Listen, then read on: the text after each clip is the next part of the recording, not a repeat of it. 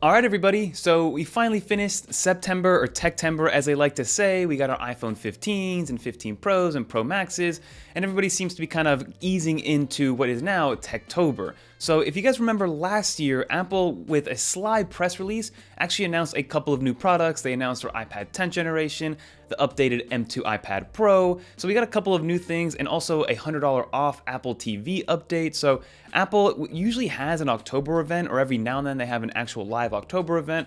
That's when we actually got the 2018 iPad Pro refresh. But lately, Apple's been giving us these press releases, and this year seems to be no different because there have been some rumors kind of stirring up that we are getting some new products like a new iPad mini, maybe a new iPad Air, maybe an updated iMac, because that's been the same for about 2.5 years now. So let's get into this video and talk about what we think Apple's going to announce this month and maybe even release. Let's get into it, and leave some comments down below of what you would want. Okay, let's start with everybody's favorite iPad, except for me because I'm an iPad Pro guy, but the iPad mini is beloved by everyone. They think that's the perfect form factor. You can put it in a purse, in a bag, you can carry it with one hand, it fits in some pockets, and people, when they redesigned it in September, people fell absolutely in love with this new iPad mini form factor, and I actually really liked it too from a form factor standpoint. It worked with the Apple Pencil too. It fit that new kind of aesthetic that Apple now has on the entire iPad lineup. So the iPad mini in 2021 was a great update, but again, it's been since September 2021, so that's over 2 years now at this point since Apple has refreshed the iPad mini. So we are thinking we will be getting some sort of new spec bump iPad mini, which is something that I've personally been waiting for because I've held off on iPad mini for these last 2 years because I wanted something a little bit better. So currently the iPad mini still has a 60Hz display. It has that jelly scroll issue that people were kind of looking at from before, which again, people, after the first few days or the first few weeks, people stopped complaining about it and they got used to it. But what it has powering itself right now is the A15 processor. So that's from the iPhone 13 lineup. Apple should be speccing it up maybe to the A16 or A16 Bionic if they do want to give us a nice spec update, because I think that's really all we're going to see out of this new iPad mini. We're going to see a spec update, but we actually recently got some news that the iPad mini screen tech is going to be changing a little bit, and we're not getting a new screen or new screen tech. It's not going to go to ProMotion because again, it's priced at $500, so the ProMotion display is only for those $800+ iPads, which are the iPad Pros. But the way they're assembling the iPad mini screen when it goes on the manufacturing plant is actually changing a little bit. Now this rumor comes from Instant Digital on Weibo, and it basically states that when we translate it, that the mini changed the screen assembly direction and the jelly screen phenomenon has improved. The front camera seems to have been upgraded as well, but the details are still very unclear. So maybe the way that they're assembling will fix this jelly scrolling issue, which we've had for, since it did release in September of 2021. But in terms of what else we're going to expect with this iPad mini, again, the form factor recently changed, so the form factor is going to be exactly the same. We might get some new colors that kind of correspond with the new iPhone 15 lineup of phones, those kind of like pastel-y, very light, different colors. And then we should be getting some smaller upgrades internally, like getting Bluetooth 5.3, getting Wi-Fi 6E, just kind of getting into that 2023 standard, which I'm all for. And then hopefully, because the lineup is going to be a little bit wonky moving forward after I tell you about the iPad Air, hopefully they drop the price a little bit, because right now it's sitting at $499 for the base model, which is still more expensive than the larger screen 10.9-inch 10th generation iPad, like the standard iPad. So maybe we'll see a price drop, either that or maybe a spec bump in terms of more storage at the baseline model. But for sure we're going to get a new chipset, we're going to get a better kind of technology to help with the jelly scrolling on the screen, better front-facing camera, and again, it's just an iPad mini, so it's going to be a great product anyway.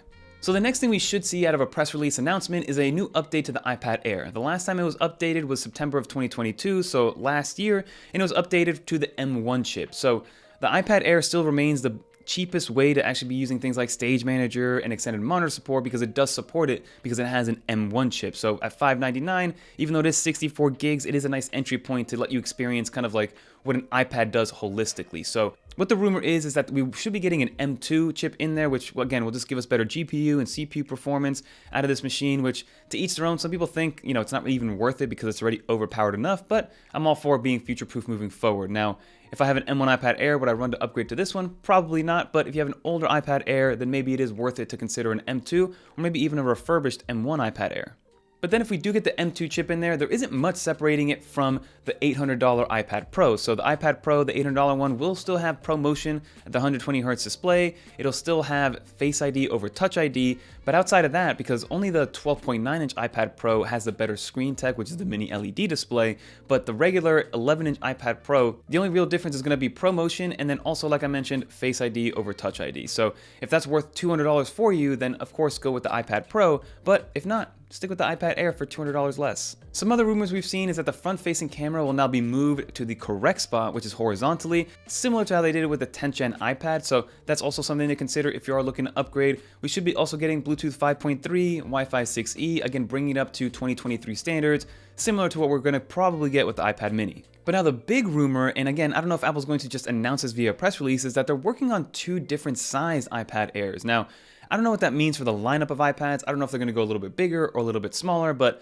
depending on which way they go, they're going to cannibalize something. So if they do come out with 2 different iPad Airs, let's say they come out with a 9-inch iPad Air and then they keep the 11-inch iPad Air, maybe even go bigger, maybe they'll make like an iPad Air Plus similar to the iPhone 15 Plus, and just have kind of like a lower budget, lesser screen technology, but still a bigger one so it can compete with the iPad Pro, because sometimes people want a bigger canvas, but they don't care to have promotion or they don't care to have Face ID. So again, similar to maybe how they did it with the 15-inch MacBook Air, they'll just have a cheaper version or a less spec version of the iPad Pro and call it the iPad Air Plus or something like that. So something that they're working on. Let's see if it actually comes into fruition this year, but something to consider and something to watch out for as well. And we are hoping to get 128 gigs of base storage, but it should stay at that $599 price point for the base model, whether that is 64 or 128 gigs. But again, I think 64 inches in a machine that's going to have an M2 chip is not enough anymore, right? Especially with iPadOS 17, being able to use all these new features. I think Apple should give us 128 gigs as a baseline for any M-powered machine at this point. And then to stay into the iPad rumors, we should be getting a new Magic Keyboard as well, which again, the iPad Air can be used with an 11-inch Magic Keyboard, so it kind of blurs the lines a little bit of whether or not you should get an iPad Pro, but the new Magic Keyboard should have a larger trackpad. It could have function row keys. It's going to have some sort of aluminum on it as well. It's supposed to make it feel and look a little bit more traditionally like a laptop. Now, I love the way that the current Magic Keyboard looks. I love how it looks different. It feels a little bit different, but still gets the job done very effectively. So if Apple tries to make it more laptop-y and maybe take the approach that Bridge took, I'm not going to be a big fan of that, but let's see what Apple gives us with a new Magic Keyboard, because it has been a little while since Apple released that thing, so it could be due for an update. Maybe even be able to give us some ports, aside from just being able to charge it. And now the last rumor that we have been seeing, this one's kind of up in the air still, but a new iMac. The iMac is probably the least updated one because it's still rocking the M1 chip. It still, it still looks like it belongs in 2023 with how thin it is and how playful it looks with the colors, but again, it's still rocking the M1 processor, so this could be the first device that actually gives us the M3, but recently we did see a leak of a screenshot by way that this iMac will have an M2 chip, but let's see what Apple does, because maybe Apple will bring the M3 chip for the first time to this iMac at that $1299 or $1199 price point. So let's see what Apple does when it comes to that iMac, because I've actually never owned one of those iMacs, but they seem to be very popular, especially at that $1,000 to $1,400 price point, because it's an all-in-one, it fits everything you need, it brings a keyboard and a mouse, and it's a perfect kind of desktop or perfect kind of family computer to have in the house. Now that's just about going to do it for this rumor roundup. Again, Apple should release this via a press release because no invites have been coming out for an October event. So let's see what Apple does. If I were to be a betting man, I think the iPad Air is going to be the main thing that's going to be updated, especially this year, or at least in Q4 of this year. iPad mini might be announced, but I don't know if we're going to get something until next year. Let's see what Apple actually does. But I think what I'm most intrigued about personally is a new Magic Keyboard. I would love to see what Apple does with a new Magic Keyboard, because in my opinion, the Magic Keyboard is still the best accessory, no matter how overpriced it may seem. It is the best accessory that you could use with an iPad because it just completely transforms what your iPad can be for you. So I still recommend it, even if it is $300 or $350. Amazon usually has it for about $290 for the larger one and maybe $270 for the smaller one. I'll link some below and give you guys the latest on that, but that's going to do it for this video. If you did enjoy, leave a little dolphin if you made it to the end in the comments down below. And if you guys want to watch some more iOS, macOS, or iPadOS videos, click on one of these right here because we have a lot more in the pipeline for you. So definitely stay subscribed, and we'll see you guys soon. Peace.